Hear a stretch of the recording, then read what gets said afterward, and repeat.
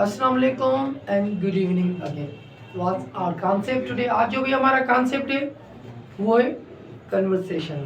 वो वाले सेंटेंस जो मोस्टली स्टूडेंट्स कंफ्यूज होते हैं और ट्रांसलेशन करने में उन्हें बड़ी दिक्कत होती है।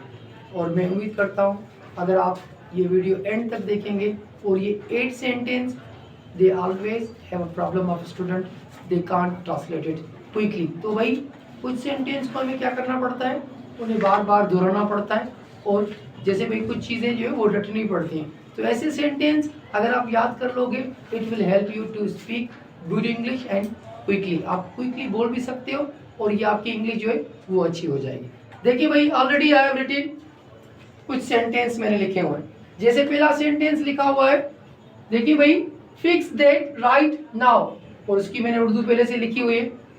इससे अभी ठीक करो। जैसे भाई कोई बच्चा कोई चीज़ खराब करता है तो पेरेंट्स उसे कहते हैं फिक्स दैट राइट नाउ, अभी उसे क्या करो भाई, ठीक करो। तो फर्स्ट सेंटेंस हमारा था और यहाँ पर मैंने रोमन इंग्लिश में भी लिख लिया है ताकि वो बच्चे जो उर्दू नहीं जानते हैं वो रोमन इंग्लिश से या रोमन इंग्लिश से समझ सकते हैं कि इसकी मीनिंग क्या है। देखिए भाई सेकंड सेंटेंस, जैसे भाई आप कहते हैं ना यहाँ किस काम से आए हो, तो इसकी इंग्लिश क्या होगी, व्हाट ब्रिंग्स यू हेयर, यानी आप किस काम से आए हो, आप यहाँ किस काम से तशरीफ लाए हो, तो इसकी इंग्लिश यही होगी भाई व्हाट ब्रिंग्स यू हेयर। ये सेकंड हमारा सेंटेंस था।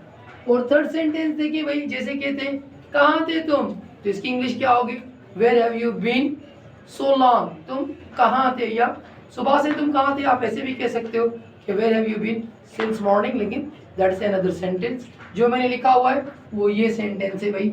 देखिए where have you been for so long, और उधर उर्दू भी लिखी हुई है, आप देख सकते हैं इजीली, कहाँ थे तुम। और चौथा हमारा सेंटेंस है, जैसे कहते हैं कोई मेहमान आ जाए वो थोड़ा खाता है, शर्म आती है उसे, तो आप उसे कहते हो थोड़ा तो लो, तो उसे क्या कहोगे, हैव समथिंग, यानी कुछ तो लो, थोड़ा तो लो। इसकी इंग्लिश क्या होगी, जो भी आप सोचते हो तो इसकी इंग्लिश होगी हैव समथिंग, यानी कुछ तो लो, थोड़ा तो लो। और पांचवा सेंटेंस है भाई, देखिए जैसे है कि भाई कीप इन टच, ये इसका मतलब है कि मिलते रहना, keep in touch with me, मिलते रहना। जो बहुत सारे टीचर्स ये भी कहते हैं if you keep touch with me you will speak good English. Keep in touch यानी मिलते रहना। ये था हमारा सेंटेंस 5 सेंटेंस। और 6 सेंटेंस है भाई, जैसे ढक्कन लगा दो, तो इसकी इंग्लिश बड़ी सिंपल होती है, पुट द लेट बैग। जैसे किसी घर में अक्सर करके अम्मी होती है तो कोई बच्चा ढक्कन खोल देता है, तो उसकी इंग्लिश उसे शायद ना आती हो, तो ये these are the fix sentence. आप उसे कह सकते हो पुट द लेट बैग, यानी ढक्कन लगा दो।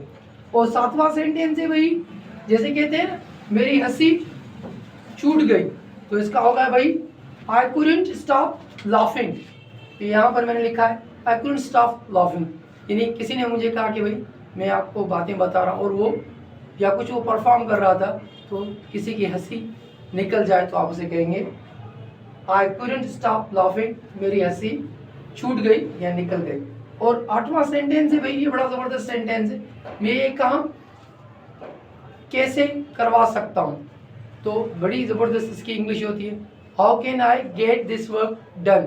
तो भाई 2 तरह से इसकी मीनिंग होती है। एक तो भाई आप किसी से कह रहे हो कि ये मैं काम कैसे करा सकता हूँ, या किसी ने कहा कि भाई ये तुमने काम किया है, ये गलत काम किया है, तो आप दोनों में इसकी सेंटेंस की इंग्लिश मीनिंग ले सकते हो कि भाई how can I get this work done. तो ये 8 सेंटेंस की हमने वीडियो बनाई है, शॉर्ट वीडियो बनाई है। इसी तरह हम 8 या 10 सेंटेंसेस आपको लेकर आएंगे, और वो वाले sentence they can't be translate the students, they are always confuse to translate them, और वो बड़े कंफ्यूज रहते हैं बच्चे। ये एक रेडीमेड चीज़ हमने आपको बना कर दी है और इसे आप याद करो and you have to put it in your practice and to help you to speak good English. अगर आपको हमारे कॉन्सेप्ट अच्छे लगे तो शेयर करें, लाइक करें। Thank you very much.